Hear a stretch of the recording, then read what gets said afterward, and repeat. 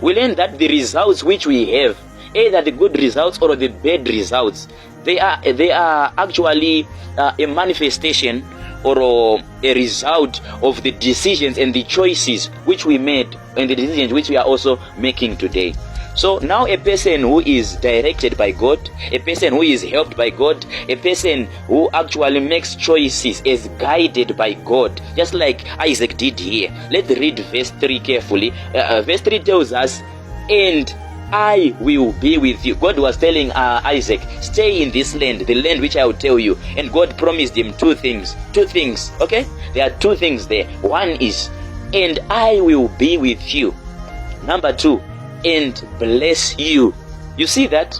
Simply put, there are decisions which we make, okay, that leave us without God. There are decisions which you can make that can push God out of the equation. Yes, God will say, I don't have a part to do with this. If Isaac was to go to Egypt, God would never be with him. This is what God is actually trying to say. That there are decisions which you are making today, my child, which leave you without God's presence. Okay? And these decisions are leaving you with pain, with disappointments, with loss, and even cases. But there is a certain decision which you make as led and as directed by God, a decision that leaves you with the presence of God, and it also multiplies and adds blessings on top of that. We don't have time to be talking about the presence of God and how important it is, but trust me, we are going to get to the story of Moses, okay? And we will understand how important the presence of God is. Even as we are going to be talking about the life of the children of Israel, you will see how the presence of God was just bringing results in their midst, miracle after miracle. Okay? So your prayer, God be my shepherd. God be my shepherd. We want God to lead us. Okay? Verse 7. Verse 7 is actually very fun. If you are going to read verse 7, you see that Isaac was now lying, just as his father did. Did you see that? Isaac is made the very same lie, and for the very same reasons which his father, why his father also lied. Because we remember Abraham lying 2 times, okay, which we recorded, that he lied that Sarah was actually his sister. And we see here that Isaac also made that very same lie. What are we going to learn here? I want us to learn something. If your child becomes a version 2.0 of you, will it please you? I just want to ask you. If your child becomes a version 2.0, just refines everything which you have been doing, the character and your behavior, zvese zvaunoita zviya zviya, zvose izvozvo multiply just times 2, and your child does exactly the very same thing, we will be happy with your child. Okay. So we see that this issue of lying, which Abraham was doing, it was already passed on to the child. So if your descendants are ever going to inherit your character, then I want you to make efforts to work on your character very well. Zvekuzonzi anohurasa amai vake kana kuti anodhakwa sababa vake, komana, that's a very bad legacy. That's a very bad legacy.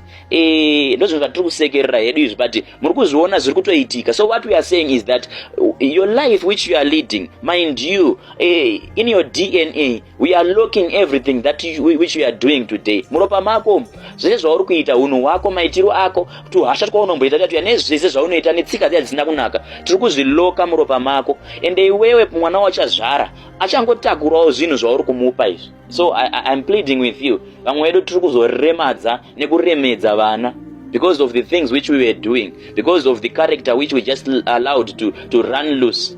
Okay, that's enough for today. We will talk on this one some other time. But as you read verse 10 up to 11, we learn a great lesson from what Abimelech was actually saying here. You know, Abimelech is not a person who feared God as we heard here, but he gives us a very powerful lesson. He was saying something. He said, one of the people, underline one of the people might soon have lain with your wife, and you would have brought guilt on us. I want you to underline us. One, then you underline what? Us.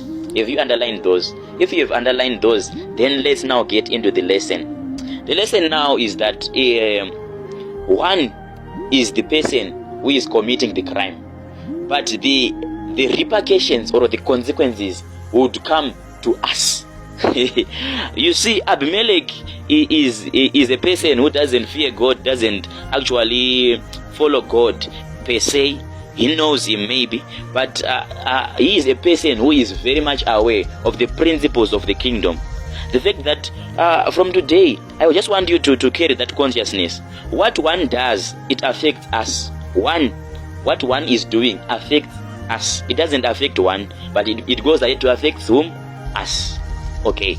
Your prayer affects and touches all of us. I'm just going to give examples. Your relationship with God affects and touches all of us. Your service and commitment to God affects and touches all of us. Okay?